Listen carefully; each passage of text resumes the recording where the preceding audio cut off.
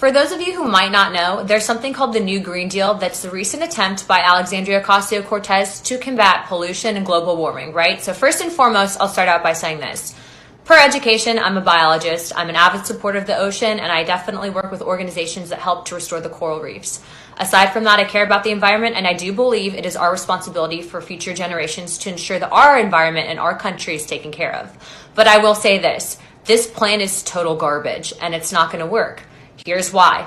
First and foremost, the number one polluter in the world is not the United States, it's China. In fact, China is not only leading out with number one CO2 emissions, but they're also destroying our oceans, followed by countries like Vietnam, Sri Lanka, Thailand, Indonesia, and various countries that the United States is actually sending our manufacturing to. So instead of taxing the American worker, instead of putting us in a deficit and destroying what we have here in a capitalist society, why is it that we aren't bringing our jobs back home so we can directly observe the impact that our companies and manufacturers are doing to the environment?